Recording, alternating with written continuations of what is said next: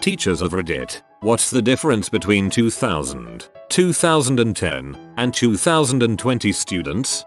Everybody is going tech, so I'll go with cultural. All teens rebel. They all think they have it right and the grown-ups have it wrong. But they show it differently. In 97 the prevailing word was anger. I hate the way things are. Kids were harsher, meaner. Being nasty was the way to show you're cool. I saw a lot of kids get their kicks out of breaking the Santa illusion for grade schoolers, for example. 17 kids are much nicer to each other. Think of the music of the time. Smashing Pumpkins, Nin, and the like. In spite all my rage, I am still just a rat in a cage. In 07 the word was mope. Kids were softening up, being nicer to each other, but also getting more into the sadness is beautiful kind of thing. They weren't angry at the adults so much as they just wanted them to go away and hide into their hoodies. Leave me alone to my solitude. Consider the way emo was huge at this time. In 17 kids are much nicer to each other. They're kinder to young kids and friendlier in general. But there's this strange undercurrent of competition to be the most good person, which leads to the weird yes mayonnaise is a gender if that's how you identify kind of thing. In 2017 kids want to explain to the grown-ups how they're all bigots. They also handle failure far worse than previous generations. 17 kids try harder and genuinely want to succeed in ways that the 97 kids didn't. In 1997 you were cool if you avoided working hard and didn't care if you failed. But 97 kids also recovered from adversity faster. They didn't bruise as easily. They were harder, meaner kids, but also didn't quit as easily and thrived on constructive criticism. Now there's bits of each of these personality types in every year. There were nice kids who were also soft in 97, and there are mopey emo types now. But the prevailing culture shifted these ways. I feel like this was what was portrayed in 21 Jump Street. I see a lot of people in this thread mentioning how high schoolers these days aren't as creative or don't take risks as often or can't figure stuff out on their own. I'm a high school senior, and I can only speak from my perspective. But for me, I'm hesitant to take risks because the consequences are so great. Let's say that I wanted to take a challenging IB class and try to push myself a little harder. If I fail or get a poor grade, that drags down my GPA and can seriously mess up my options for the future. If college admissions see a 3.0 and a 3.2 from applicants from the same background, they'll probably take the 3.2. So bam. Because you took a risk, you can't get into the college you wanted to. Colleges don't see that you challenged yourself and took a risk and learned from your failure. They see the failure itself and dismiss you for it. That mindset, one of, you have to be perfect and don't mess this up or else, is one that I see all over. So much is expected of me that it's hard to take risk and deal with failure because not only do you have yourself to beat up over it, but everyone around you also berates you for it. It's hard to take risks when it seems like your entire self-worth and future is at stake. Standard disclaimer, I was not in school before the 2000s. This is my experience as a student and member of the younger generation. The trends and examples I wrote about don't necessarily pertain to me. So while the advice is dearly appreciated, I was simply writing about the things I see in my classmates and around me.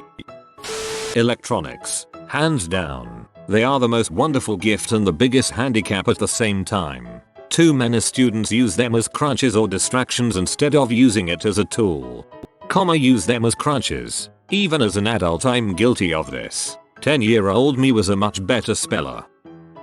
My father graduated high school in the mid-60s. After graduation, he and a few friends rented a sailboat and went from the Carolina coast to the Bahamas. Young, free, healthy men spent a few days sailing, a week on the beach, and sailed home. When I graduated, shortly after 9/11, I tried to repeat this trip with a few of my friends. No one would rent their sailboat to a couple 18-year-olds. I guess societal trust has changed. We finally find one through a friend of my father and set sail for the Bahamas. 2 days in and we see a helicopter, then a Coast Guard vessel. Then we're boarded by us government guys with guns who say, "Alright, boys, what is it today? You moving guns or drugs?" After searching the boat for hours, and it's a tiny boat, and finding nothing, we are let go, but instructed to turn around and sail home under threat of arrest if we continued south. Yeah, so I guess things have changed a bit.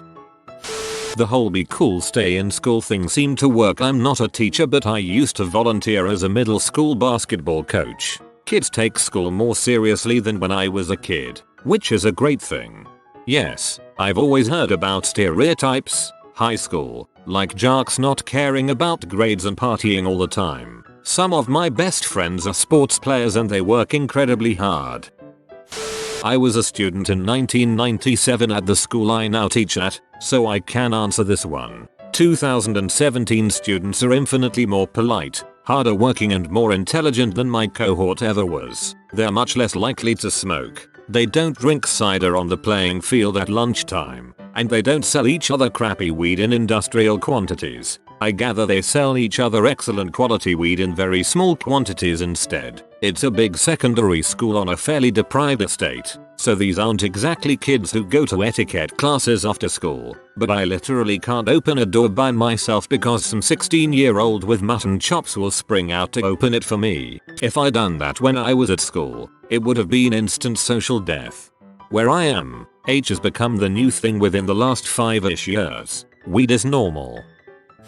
Since I am an old fart who has been teaching during all of these years, I will give my impression. The main difference I see is in attention span and impulsivity. The 2017ers cannot focus on only one thing. If I am talking, they will be doing 10 other things. They have the attention span of a gnat and can't sit still for love nor money. But if I stop and ask what I just said, they can usually quote me word for word. I've seen an exponential increase in attention deficit and vestibular issues. But the really strange thing is they just don't seem curious. Maybe they are so bombarded with information they don't need to be. Where kids before would ask lots of questions, want to know and find out things, the 2017ers just seem like flatliners who could care less. Content knowledge has been watered down because they can just Google it, but they don't. If I had had Google at their age, I would have been in heaven. 2017ers can literally find out anything in the world they want to know at the touch of a few buttons, and they just can't be bothered, or can't still long enough to do it. There's one elementary teacher's take. Mom is a teacher for generally 3 to 5-year-olds. I got this. Kids are certainly more abstract thinkers than they used to be. This was a project they did about food starting with P. 97. Pineapple. Pickles. 07. Pecan. Peanut. Potatoes. Pears. 17. Purple lollipops. Pigs in a blanket. Pepperoni pizza. They're more likely to tell stories and negotiate. One kid roughly explained the concept of double jeopardy. You can't get in trouble for the same thing twice. To a teacher he was having a conversation with. One kid said that he wasn't hitting his classmate, but the wind pushed him hand when he was running. If they have a question that you can't, sometimes this means won't answer, they'll ask you to use your phone or the computer to find the answer. It seems like they're aware that information is very close at hand and no question doesn't have an answer. They don't take just because or no reason at face value anymore. Not a bad thing at all that they know to question nonsensical answers like that. Not a teacher, but many in the family, elementary level, and they say the kids are basically the same, but the parents are so much worse. They're not involved in their child's education, blaming the teacher for poor scores despite never even sitting down and reading a book with their kid. They don't follow through with discipline after their child misbehaves at school. The list goes on and on. Cute anecdote. In 1994, I played a record in a class. When the record ended, one of the students asked me how to rewind it. Yesterday, I asked a student to play a CD and the student could not figure out how to get the CD to play. She kept pushing the tape deck play button. In just over 30 years we have archived 3 different music players.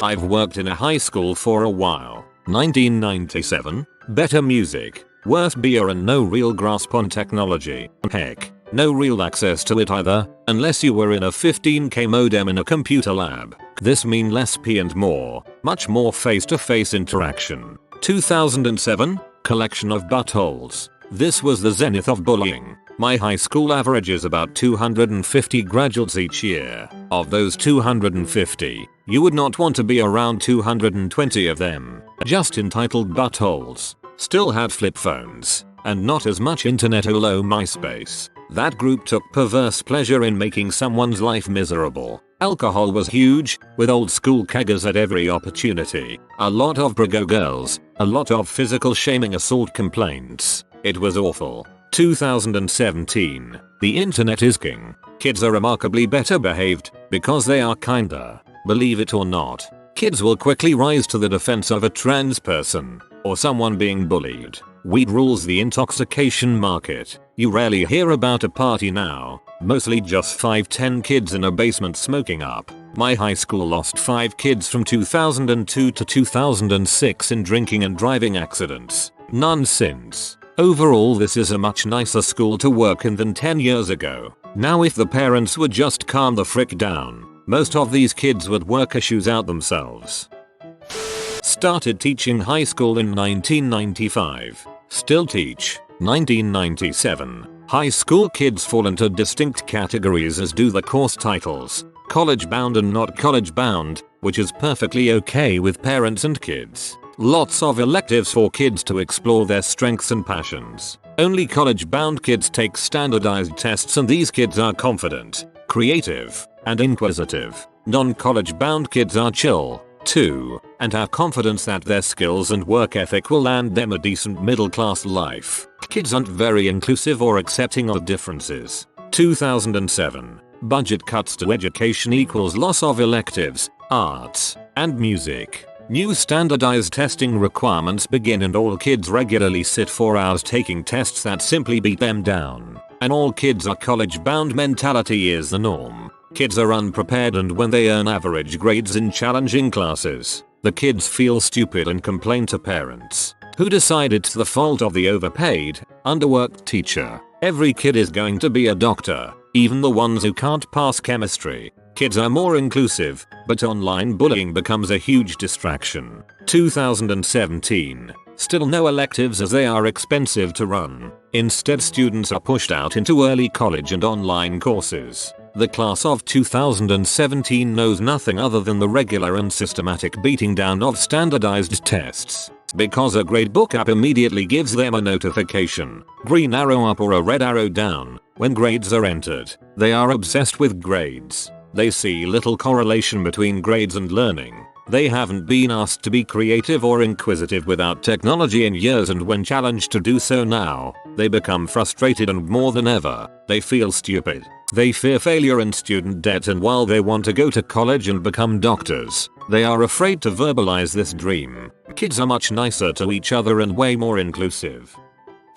Karate instructor here. Different than a traditional school teacher, but I've seen some crap. When I was a young student back in 1997, things were still pretty old school. We didn't have much as far as body protection for sparring. We didn't have regular water breaks during class. And for our black belt exam, we were forced to go when we reached a certain rank and repeat it until we passed. Took me 3 times to pass. My parents were okay with any and all discipline I received from my instructors. When I began to seriously teach in 2007, the kids would respect me for the most part. I had a few kids diagnosed with ADHD or something similar, and I had to learn to adapt to them. No big deal. Now in 2017, I can say I've encountered a big shift in the past decade. Kids are more openly disrespectful to me, especially the teenagers. And the worst part is more parents take offense when I discipline their kids for inappropriate behavior. I'll usually just give them push-ups or have them sit on the side,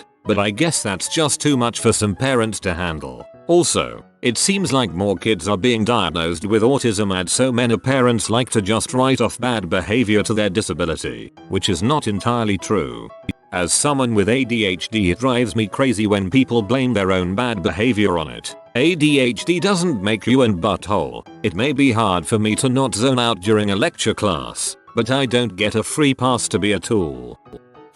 Not a teacher but old. In high school, late 80s, me and my friends used to play the assassination game where we would shoot each other with those suction cup and Nerf guns. Anywhere. Between class battles were common. We would even sneak out of class, open the door to a class that a friend was in, and shoot them in the back of the head, right in front of the teacher and the whole class. The only thing that would happen is we get our guns taken away. We had several backups in our lockers. The other thing was I was in band and had a crush on several of the flag corps. I would draw these scenes, Art Geek 2, where the Flag Corps were viciously murdering the entire band with their ninja-type flag weapons. The whole thing. Beheadings, disembowelment, evisceration. Everyone loved them, including the band directors who would post them in the window of their offices so that everyone could see them. I cannot see that happening today.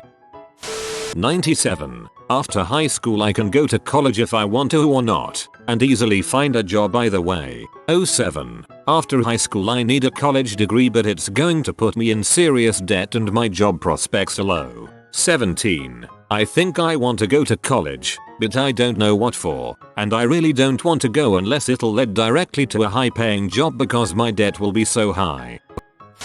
Graduated HS in 1995. Taught middle high school in 2007 and am teaching college in 2017. I'd argue the biggest difference is technology. In the 90s, pagers were all the rage and the internet was relatively new to the masses and something you did sitting down at a computer, and excruciatingly slow. So as a teenager we spent a lot of time hanging out with each other one-on-one with an absence of technology. Sometimes we'd father to play video games, but multiplayer was limited to a local network or split screen. Most commonly we just take turns. But I'd argue, technology was not something we spent a lot of time on, but rather dabbled with. 2007 was at the beginning of the smartphone revolution. Many, maybe most, students at this point have cell phones. Social media, YouTube were coming of age, and that has changed students a lot, in my opinion. I used to get annoyed, borderline angry when I saw a group of people at dinner all on their phones. 2017. Social media is rampant. A lot of studies have correlated increasing usage of social media with social disconnectedness and even depression. It is as if the creation of virtual social circles has actually created less personal social cohesion. So it's important to put your phone down and go just hang out more, rather than less. You'll hear, "Back in my day kids, fill in the blank." And it's for the most part horse crap. Kids are kids. Teens are teens. Some are put together. Some have huge obstacles to overcome. Progress that has been made. It seems to me that young people are much more tolerant of other people's physical orientation, culture and religion compared when I was a kid. I don't know anyone from my 700 plus high school that was out of the closet or identified as anything other than Christian publicly. I never thought I would see gay marriage happen, or pot legalized for that matter. And now the focus on transgender issues is at society's forefront. These are great steps that can't not be overlooked and discounted. So back in my day, kids played outside and with each other, teaching kids them healthy social relationships. But people that weren't the norm were silenced. These rascals today spend too much goddamn time on their phones but live in a more accepting society. Oh yeah, and have dank memes. I think you have a unique perspective on this as you have moved from middle school to college in that time frame, so you have sort of followed the same group generation through school. Very interesting. Student in 97. Hard fact memorization and conformity to norm was present, but being heavily influenced by punk in the early 90s gave me proper perspective and I knew when the man was trying to pull one over on me. Still had school spirit. Still went to Friday night football. Still passed notes to pretty girls. Drugs were there but not prevalent. Teacher in 07. Less school pride. More drugs. Better note passing. Texts. And much less memorization. Very apathetic except for the top 1/3 of class. Bottom 2/3 were just getting by. Shift of information from the few teacher to online starting to pick up. I start noticing I have to change how I do things or I'm going to have problems. Teacher in 17. Fact obfuscation highly prevalent. Teaching is now more centered on what you do with facts. How do you sort through online trash to get facts? How can we connect and expand upon the facts we know to make those facts relevant to our lives? Drugs rampant. Teachers competing with devices for attention. Sometimes I think if my lesson was on YouTube, Netflix or Snapchat I'd get better results. 97 facts are in hands of teachers. 07 facts are migrating online. 17 facts and crap online. Teaching critical thinking to help sift through the crap and connect facts.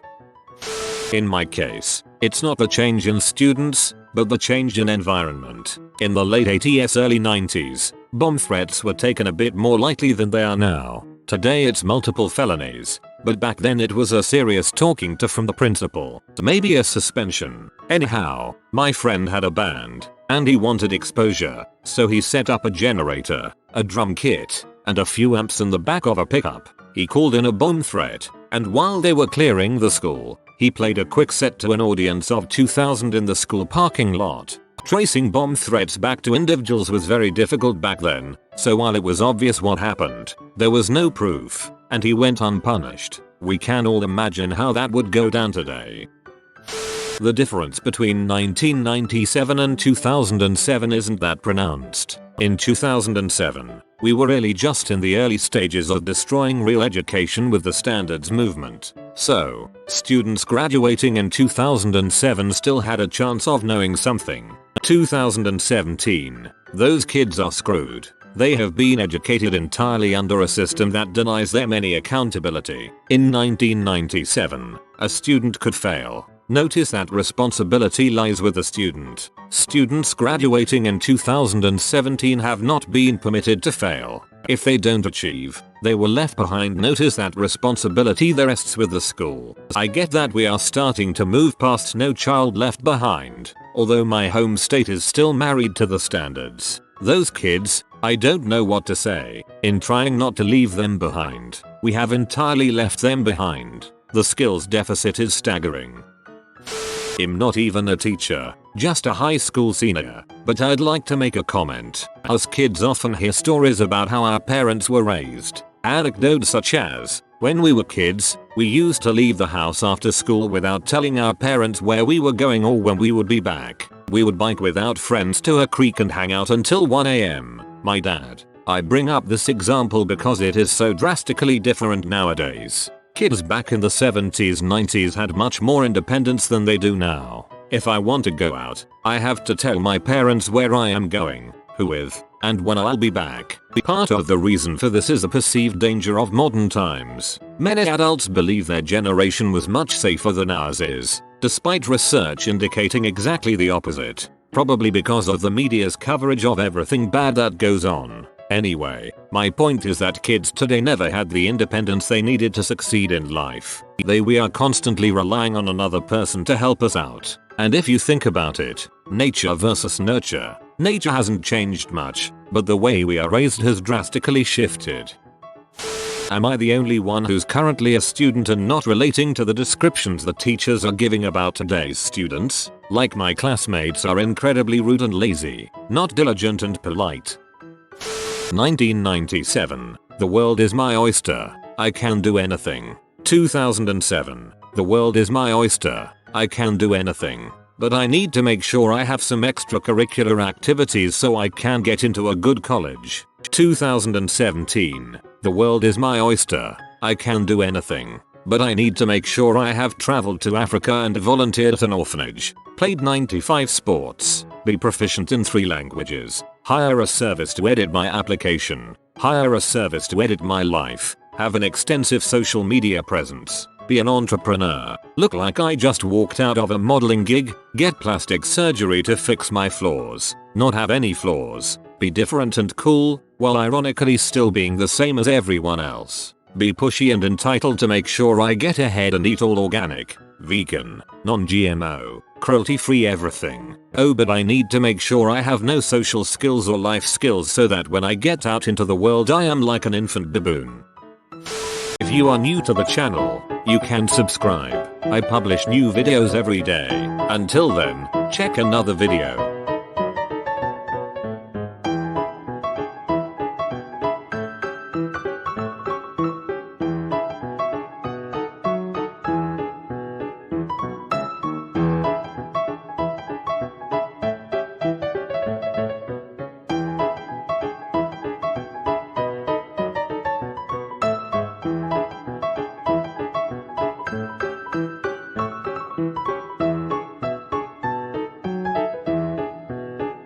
Bye for now.